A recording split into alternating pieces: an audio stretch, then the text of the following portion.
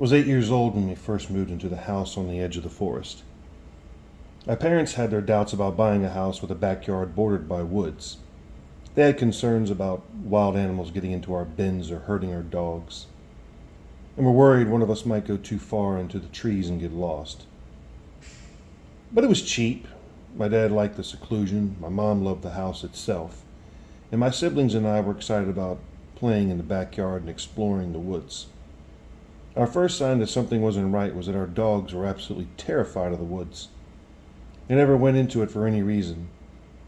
If a toy they'd been playing with was found its way past the tree line, they would refuse to retrieve it.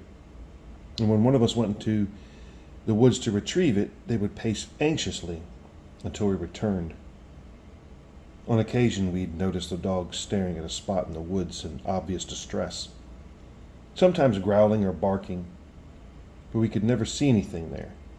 My brother once carried one of the dogs into the trees to show her there was nothing to be scared about, but she wriggled out of his grip and sprinted into the house in a panic.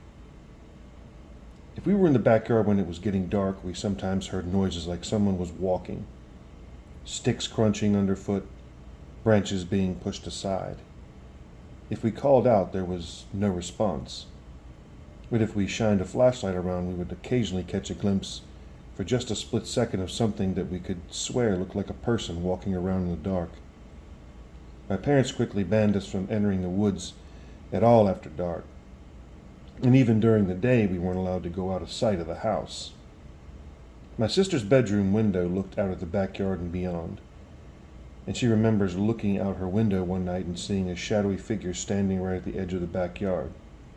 She says there was something wrong with it, like it wasn't quite standing on the ground, and it was a little too tall to be a person, and it was distorted.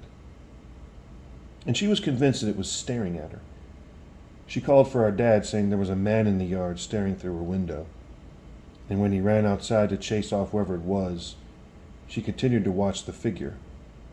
It didn't move away, but when the light from our dad's flashlight passed over it, it suddenly just wasn't there anymore. We regularly heard knocking at the back door at night, with no one there. Our parents thought it was teenagers playing pranks and stopped bothering even opening the door, till one rainy night when the knocking was persistent and agitated. My mom pointed out there might be something or someone needing shelter from the heavy rain outside. But when she opened the door, not only was there no one there, but there were no wet footprints on the porch. The knocking continued the whole time we lived there.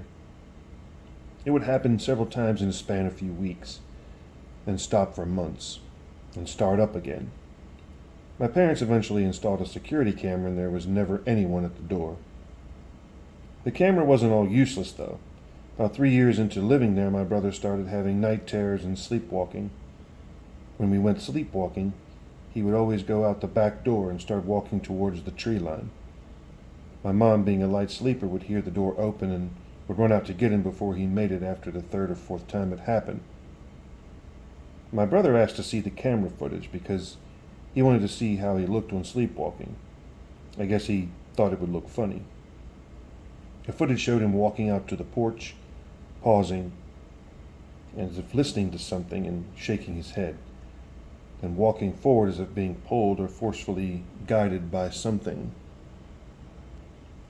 One evening my dad was in the backyard and he heard my sister calling him from the woods, seemingly in distress. Thinking she'd gone exploring and fallen over and hurt herself, he ran in and started calling to her, but quickly realized it was too dark to see her, and he couldn't pinpoint where her voice was coming from. He told her to wait where she was while he grabbed a flashlight. When he ran back into the house with a flashlight, he saw my sister inside, safe and completely unconcerned. At the time, my dad hadn't told us about hearing my sister's voice, so when I heard my mom's voice coming from the forest months later, while I was outside with the dogs one evening, I didn't question it, despite the fact that I had seen my mom inside recently and hadn't noticed her walk past me. My mom was calling to me, saying she'd gotten her sweater caught in some branches and needed me to come and help her. As I walked in, the dog started barking, alerting my father, who saw me through the window wandering into the forest. He came outside and called to me, and I said I was just helping Mom. He yelled back that Mom was inside and I needed to run back to the house as fast as I could.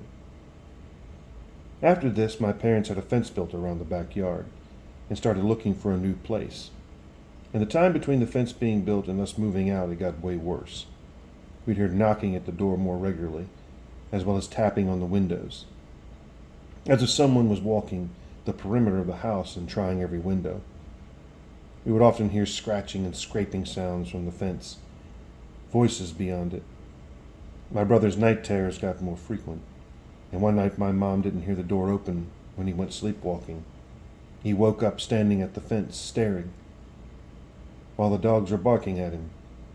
The last morning we spent there, less than 4 years after we moved in, we woke up to find the back door fully open, and the security camera footage showed it slowly swing open on its own.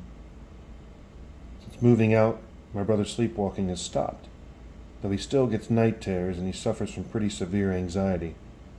A few nights ago, he called me out of the blue, and after a bit of small talk, he asked me if I think the door being open that final night means whatever was out there finally got in. He was trying to make light of it, saying that he was getting into the spirit of Halloween, joking about how maybe we should all get exercise just in case something latched onto us all those years ago. But I think he's deeply bothered by everything that happened. I know I still am. A little bit. I still get nervous around dark wooded areas.